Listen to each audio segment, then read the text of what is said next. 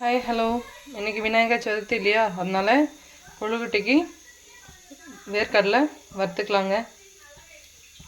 உங்கள் வீட்லேயும் ட்ரை பண்ணுங்கள். நான் எப்பயுமே எங்கள் வீட்டில் அதிகமாக செய்வேங்க கொழுக்கட்டை. எங்கள் ஊரில் இதுக்கு பேர் வந்து எருக்கங்காய் கொழுக்கட்டை. ஏன் அப்படின்னா அந்த எருக்கஞ்செடியில் இருக்கிற காய் மாதிரி நாங்கள் செய்வோம், அதனால் அது வந்து எருக்கங்காய் கொழுக்கட்டைக்கு பேர். இப்போ வேர்க்கடலையே நல்லா இந்த மாதிரி வறுத்துக்கலாம். எள்ளு சேர்க்குறவங்க சேர்த்துக்கலாம். ரொம்ப உண்மையாகவே ஹெல்த்தியான ஃபுட்டுங்க. வீட்டில் பசங்களாம் ரொம்ப விரும்பி சாப்பிடுவாங்க. நெக்ஸ்ட் என்ன பண்ணலான்னு பார்க்கலாம்.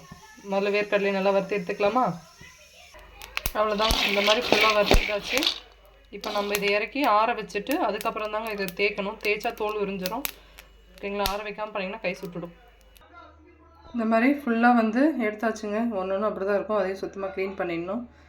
ஓகேங்களா? நெக்ஸ்ட்டு வெள்ளத்தை துருவி கடலக்கொட்டையை வந்து இது கலக்காவை வந்து மிக்சியில் போட்டு ஒன்று குறைன்னு அரைக்கணும். ரொம்ப நைஸாக அரைச்சிங்கன்னா அப்புறம் சாப்பிடும்போது நல்லா இருக்காது. ஓகேங்களா? வெயிட் பண்ணி பார்க்கலாம். அடுத்து கொழுக்கட்டைக்கு பூரணம் ரெடி பண்ணோம் இல்லைங்களா? வெள்ளத்தை வந்து இந்த மாதிரி பவுடராக நம்ம வந்து சீவி எடுத்துக்கணுங்க. ஓகேங்களா? இப்போ கடலக்கொட்டையோடு ஆட் பண்ணிடலாம். வேர்க்கடலே இந்த மாதிரி குறைன்னு அரைச்சி எடுத்துக்கணுங்க. எப்படி இருக்குது பார்த்தீங்களா? இந்த மாதிரி குறைன்னு இருக்கணும்.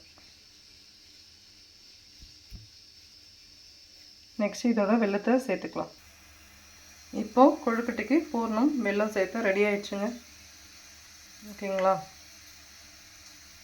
நெக்ஸ்ட்டு மாவு பிசைறதுக்கு பாத்திரத்தில் தண்ணி வந்து நல்லா கொதிக்க வச்சு எடுத்துக்கணும்.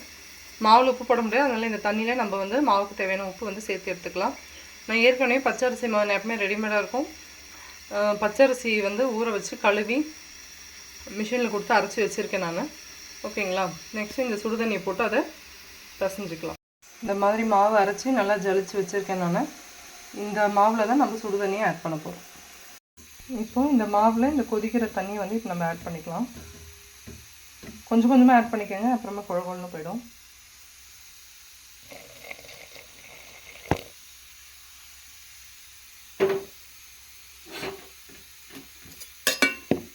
ஆட் பண்ணி இந்த மாதிரி ஒரு ஸ்பூன், ஏன்னா கையிலலாம் கலக்க முடியாது, இந்த மாதிரி ஸ்பூனில் போட்டு நல்லா கலந்துக்கலாம். கொஞ்சம் கொஞ்சமாக தான் ஆட் பண்ணணும். மொத்தமாக ஊற்றிட்டிங்கன்னா குழன்னு ஆகிடும். ஓகேங்களா? கொஞ்சம் கொஞ்சமாக ஆட் பண்ணி நல்லா மிக்ஸ் பண்ணிக்கலாம்.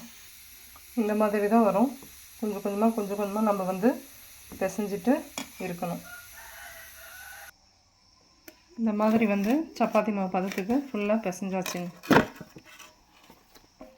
ஓகேங்களா?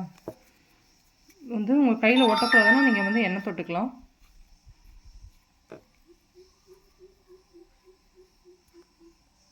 நீங்கள் கொஞ்சமாக எதனா ஒரு எண்ணெய் இல்லை நெய் நீங்கள் எதனாலும் ஆட் பண்ணிக்கலாம். உருண்டை பிடிக்க வரலன்னா. நான் இப்போ பிசைஞ்சதுனால ஒட்டின்னு இருக்குது. இப்போ பாருங்கள், நான் பிசைகிறேன். ஃபுல்லாக மாவோடு சேர்ந்துக்கும். அவ்வளோதாங்க. இப்போ நம்ம நடுவில் வந்து இப்படி பள்ளம் பண்ணி கொழுக்கட்டை ரெடி பண்ண வேண்டியது தான். இந்த மாதிரி பள்ளமாக பண்ணியாச்சுங்களா? சர்க்கிளாக பண்ணிவிட்டு நெக்ஸ்ட் வந்து இதுக்குள்ளே ரெடி பண்ணி வச்ச பூரணத்தை போட்டு இப்படி வந்து ஃபுல்லாக ரெண்டு பக்கமும் சேர்த்து இப்படி க்ளோஸ் பண்ணிடுறதாங்க. எங்கள் ஊர் ஸ்டைல் கொழுக்கட்டை தாங்க. அவ்வளோதாங்க, ஏற்கங்காய் கொழுக்கட்டை ரெடி. இந்த மாவு ஃபுல்லாக செய்யணும், செஞ்சுட்டு பார்க்கலாம்.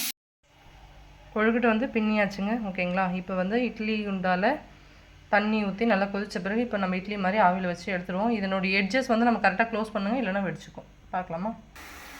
இட்லி வச்சு இட்லி குண்டால கொழுக்கட்டை வச்சாச்சு. க்ளோஸ் பண்ணி வச்சு 10 மினிட்ஸில் வந்துடும், எடுத்துடலாம். நல்லா ஆவி பறக்க பார்த்தீங்களா? உள்ளே இருக்கிற லைட்டாக தெரியுதா கலரு? நல்லா வெந்து பர்ஃபெக்டாக ரெடி. எருக்கங்காய் கொழுக்கட்டை ரெடி. இந்த வீடியோ ஃபுல்லாக உங்களுக்கு போட்டிருக்கேன். நீங்களும் வீட்டில் மறக்காமல் ட்ரை பண்ணுங்கள், கண்டிப்பாக நல்லா வரும்.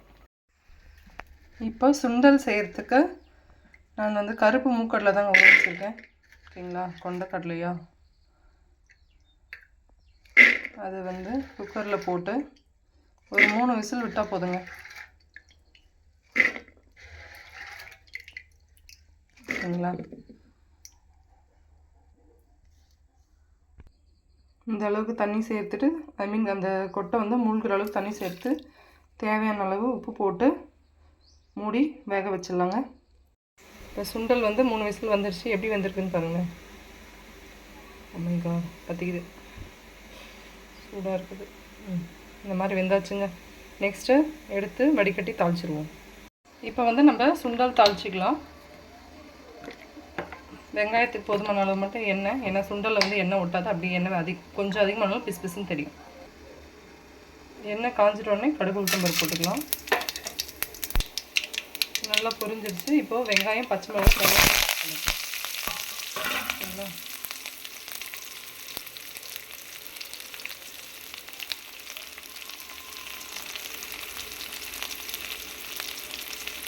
இது நல்லா வணக்கி விட்டுக்கலாம்.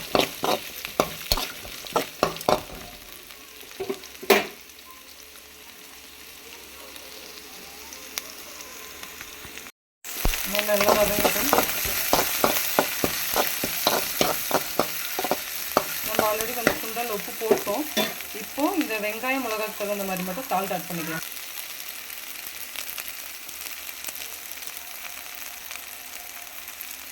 இந்த வெங்காயம் மிளகாய்க்கு மட்டும் ஆட் பண்ணிக்கணும், ஏன்னா நம்ம சுண்டலுக்கு சேர்த்து. நல்லா வதங்கட்டும். நல்லா வதங்கியாச்சு. இப்போ சுண்டல் ஆட் பண்ணிக்கலாம்.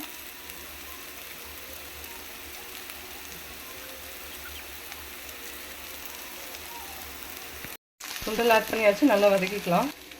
இப்படியே போதுன்றவங்க நிறுத்திக்கலாம், தேவைன்றவங்க தேங்காய் ஆட் பண்ணிக்கலாம். நான் இப்போ தேங்காய் ஆட் பண்ண போகிறேன். இது வந்து லைட்டாக சூடேறினா போதுங்க. வந்து தேங்காய் ஆட் பண்ணியாச்சுங்க. அவ்வளோதாங்க, சுவையான சுண்டல் தயார். அடுத்து சர்க்கரை பொங்கல் செய்கிறதுக்கு அரிசியும் பச்சரிசியும் பாசிப்பருப்பும் கலந்து 1 hour ஊற வச்சு எடுத்து வச்சுருக்கேன். நெக்ஸ்ட் இது குக்கரில் ஆட் பண்ணிடலாம். இப்போது சர்க்கரை பொங்கலுக்கு இப்போ நான் வந்து இந்த டம்ளரில் வந்து 2 டம்ளர், 1 டம்ளர் பருப்பு 1 டம்ளர் அரிசி போட்டிருக்கேன். இப்போ வந்து அதுக்கு 4 டம்ளர் ஆட் பண்ணணும். இது பொங்கல்ன்றதுனால 5 டம்ளராக ஆட் பண்ணிக்கிறேன். ஓகேங்களா? நெக்ஸ்ட்டு கொஞ்சோண்டு உப்பு போட்டுக்கலாம். உப்பு போட்டால் தாங்க ஸ்வீட்டுக்கெலாம் நல்ல டேஸ்ட் இருக்கும். எல்லா ஸ்வீட்டுக்கும் இல்லை, இது மாதிரி சர்க்கரை பொங்கல் அந்த மாதிரி விஷயத்துக்கு. நெக்ஸ்ட்டு 3 விசில் வேக விட்டுடலாம். இந்த மாதிரி குக்கர்லேருந்து நல்லா குழம்புன்னு வந்துச்சுங்களா? இப்போ நம்ம வந்து சர்க்கரை ஆட் பண்ணிக்கலாம். மெஷர்மெண்ட்டெல்லாம் நாமளே பண்ணுறது தாங்க. கொஞ்சம் கொஞ்சமாக புதுசாக குக் பண்ணுறீங்கன்னா நாமளே கொஞ்சம் கொஞ்சமாக செய்ய கற்றுக்கணும். சரிங்களா? அவ்வளோதான். இப்போ நெய் போட்டு முந்திரி திராட்சை வறுத்து கொட்டி சரி பண்ணிட்டா சர்க்கரை பொங்கல் ரெடி. பாத்திரம் காஞ்சிடுச்சு. நெய் வந்து போட்டுக்கலாம். நெய் வந்து அவங்க விருப்பத்துக்கு ஏற்ற மாதிரிங்க. நான் 2 டேபிள் ஸ்பூன் போடுறேன், ஏன்னா எங்கள் வீட்டில் நெய் கொஞ்சம் சாப்பிடுவாங்க.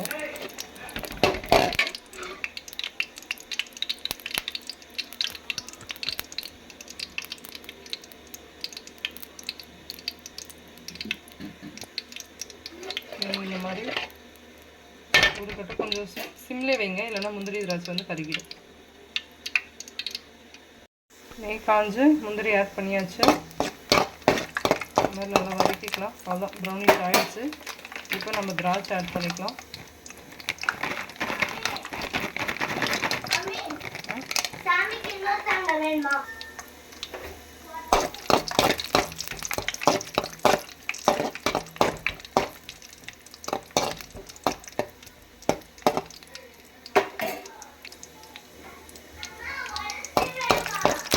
எப்படி நல்லா எடுத்துக்காங்க.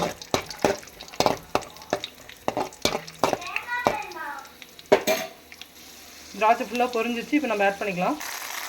இப்போ ஃபுல்லாக ஆட் பண்ணியாச்சு. சுவையான சர்க்கரை பொங்கல் ரெடி.